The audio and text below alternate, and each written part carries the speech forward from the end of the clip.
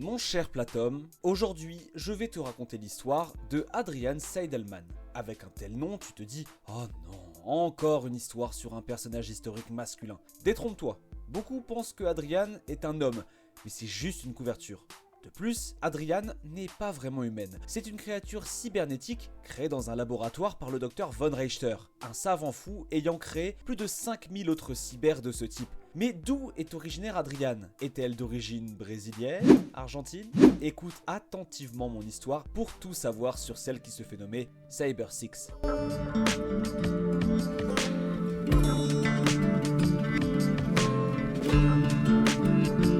Originaire de la jungle brésilienne, Cyber Six grandit avec d'autres œuvres du psychopathe Von Reichter jusqu'à ce qu'un jour, ce dernier ordonne leur mort, les jugeant trop rebelles. Sans doute que ses créations étaient trop parfaites, lui qui pensait avoir fabriqué des êtres artificiels, mais les voici dorénavant dotés d'un libre arbitre. Cyber Six sera sauvée par un homme avec qui elle va vivre en paix, éloigné dans un village. Malheureusement, il sera assassiné et Cyber Six va se retrouver seule face au monde. Elle va avoir pour idée de se rendre dans une ville où elle sera en sécurité, mais comme elle est sans papier, elle a interdiction d'y entrer.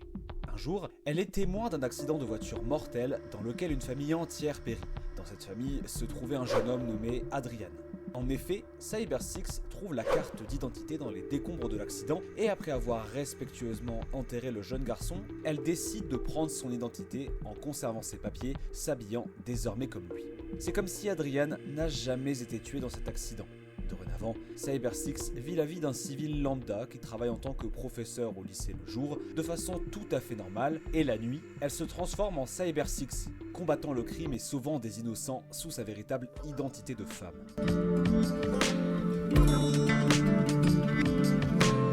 Au départ, Cyber Six mène une vie solitaire et culpabilise d'avoir ainsi volé l'identité d'un mort. Mais peu à peu, en devenant professeur, elle va se rapprocher de Lucas Amato, son collègue et prof de biologie dans le même lycée. Lucas verra de ses propres yeux Cyber Six en train de se battre contre un homme. Cette femme mystérieuse est toute vêtue de noir dans une tenue moulante avec un col énorme ouvert rouge. Elle porte un grand chapeau fin, tout comme sa taille. Elle est très mince. Elle porte des bottes assorties à sa tenue noire. Luca ignore que Cyber Six et celui qu'il pense être son collègue Adrian ne sont qu'une seule et même personne. Il est vrai que Adrian semble en comparaison très différent. Cyber Six laisse ses mèches de cheveux couvrir sa face gauche et son œil, tandis qu'au contraire, Adrian a les cheveux relevés et son visage bien visible malgré ses grandes montures rondes. Il s'habille toujours en recouvrant tout son corps car celui-ci est marqué d'un tatouage Cyber Six dessus. L'œuvre du docteur qu'il a créée est nommée toutes ses créatures par numéro de création.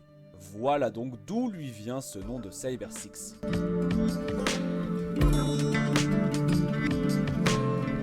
Si Luca est surpris de voir une femme battre un homme, c'est parce que Cyber Six est dotée d'une force physique incroyable du fait d'être un cyber. Elle s'est jurée de consacrer sa vie à combattre Von Reichter et son fils José, qui n'est en fait qu'un clone créé dans le but de succéder au docteur Von Reichter.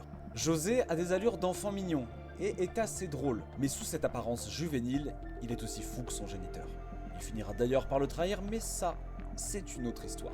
Dans sa lutte pour vaincre ces deux méchants, Cyber Six se bat la nuit pour contrecarrer leur plan machiavélique aux côtés de sa panthère noire qui s'appelle Data 7. Elle sera aidée par Luca par la suite et un jeune garçon nommé Julien. Le docteur a demandé à son fils de tout faire pour capturer Cyber Six et toutes les nuits, un jeu de pouvoir entre José et Cyber Six se déroule dans la ville. Mais une seule créature sort toujours victorieuse de ce combat acharné et elle se nomme Cyber Six. C'est ainsi que s'achève mon récit, mon cher Platom. N'hésite surtout pas à voir à l'occasion cette histoire que jadis j'ai eu le plaisir d'adapter dans une série de 13 épisodes seulement.